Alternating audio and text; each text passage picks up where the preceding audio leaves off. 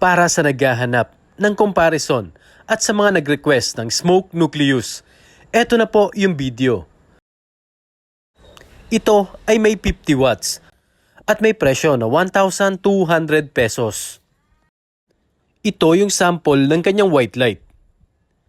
Ang itsura nito ay parang may corona sa ibabaw. May tapon yung ilaw pa ibabaw.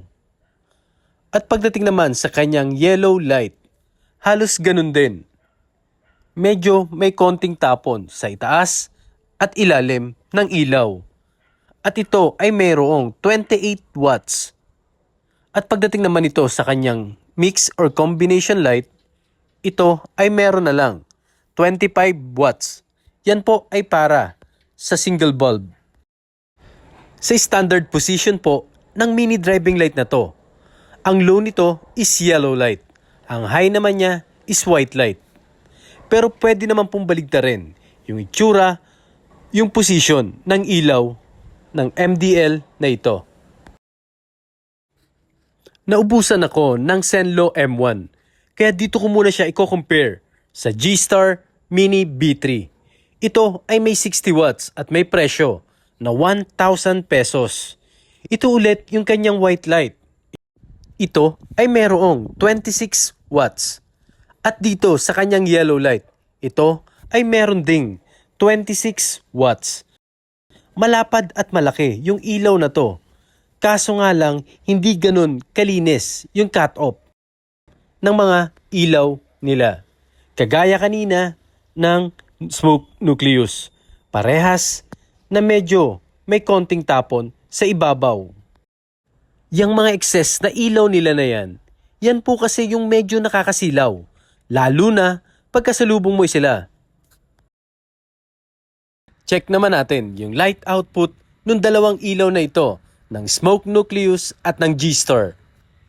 Tignan natin kung gaano kalaki at kung ano ang pinagkaiba nila sa liwanag at sa laki ng ilaw.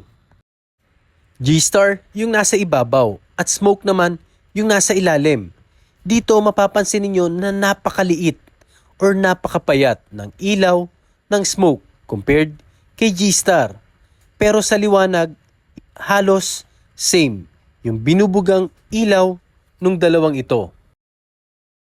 Maliban na nga lamang doon sa itsura at sa size ng ilaw dahil nangangalahati lang halos yung laki ng smoke pag ikukumpara natin dito kay G-Star. Next naman natin yung combination light ng dalawang MDL. Smoke yung nasa kanan at G-Star naman yung nandito sa kaliwa. Kapansin-pansin na napakaliit ng ilaw na binubuga ng smoke compared kay G-Star. At sa liwanag naman, hindi na ito masyadong naglalayo. Mas makukonfirm natin mamaya doon sa ating lux meter sensor kung gaano ba talaga kaliwanag ang binubugang ilaw ng dalawang ito. Uulitin ko lang yung tungkol sa cut-off ng dalawang ilaw. Medyo nakakasilaw dahil pareha silang may tapon pa ibabaw. Hindi kagaya ng ibang MDL na sa ilalim lang ito may sobra or may excess na ilaw. Ito yung ating lux meter testing. Dito makikita natin kung gaano ba kaliwanag ang bawat MDL sa pamamagitan ng sensor. Doon mariread kung gaano kalakas yung binubugang ilaw ng bawat ilaw na itinatapat natin dito. Yan po ay sa loob ng 2 meters na layo. Wala kasing nakalagay sa bawat box ng mini driving light kung gaano nila kalayo ito sinusukat. Kaya nung minsang nagsusukat ako, nakuha ko ito sa loob ng 2 meters. Kaya ito na po yung aking bagong standard na ginagamit. Unahin muna nating tignan yung lux ng smoke nucleus. Ito yung measurement para sa kanyang white light. Ito ay umaabot ng 2,800 to 900 lux para sa kanyang white light. At dito naman sa kanyang yellow light, ito ay umaabot ng nasa 2,500 lux. Yan po ang reading na nakukuha ng ating sensor. Hindi ko po sinasabi na napaka-accurate ng ating reading, pero at least ito ay magbibigay sa atin ng konting glimpse kung gaano ba talaga kaliwanag ang bawat MDL. At pagdating dito sa kanyang combination light, ito ay umaabot na lang ng 1,700 lux. Times 10 po yung lumalabas na reading sa ating sensor. Ito naman yung reading para sa G-Star Mini B3. Para sa kanyang white light, ito ay umaabot lang ng nasa 2,400 lux. Mas mababa ito ng konti, ng 400 lux compared kay Smoke Nucleus.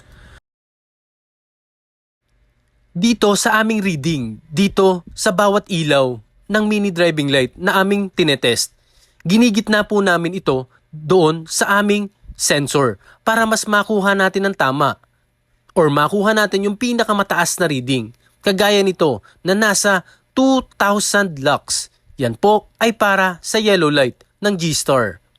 At pagdating naman po dito sa combination light, ito ay umaabot na lang ng 1,000 lux para sa single bulb. Single bulb lang po yung pinapagana natin dito sa buong test natin. Ito yung bagong isinasama ko dito sa ating testing. Ito yung time-lapse sa loob ng 1 oras. Dito makikita natin kung gaano kainit yung ilaw at pati na rin yung kanyang ballast sa loob ng 1 oras na paggamit. Smoke at G-Star yung nandito.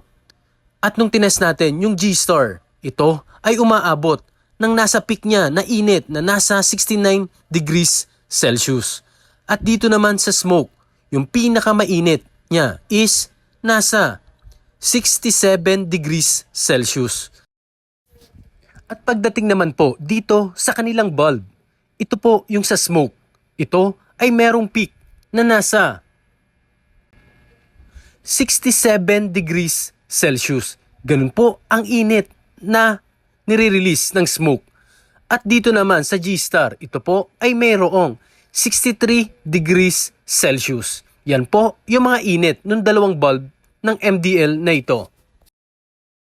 Chinek ko ulit yung lux ng dalawang ilaw na ito after 1 oras na walang patayan na gamit. Since nandyan pa yung ating lux meter, pwede nating tignan kung may nagbago ba sa liwanag nila after 1 hour na walang patayan sa ilaw. At ito yung lumabas na resulta dito sa ating lux meter sensor. Yung reading kanina ng G-Star na nasa 2,400, ngayon ito'y nasa 2,200 na lang. Bumaba ito ng 200 lux. At pagdating naman po dito sa lux ng Smoke Nucleus, ito ay bumaba din. Ito ay umabot na lang ng 2,500 lux na kanina po ay nasa 2,800 to 900 lux yung reading. May factor din pala yung matagal na paggamit sa mini driving light.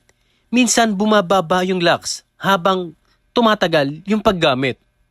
Try ko pa rin i-check yung ibang mini driving light na na-test na natin noon. Dahil habang tumatagal yung ating mga testing ay marami tayong natutuklasan. Paiba-iba yung mga nagiging resulta habang dumadami yung nagagawa nating testing. Maraming salamat po ulit sa panonood ng aking video. Huwag niyo pong kalimutan mag-like, share at subscribe na din po. God bless po at ride safe sa ating lahat.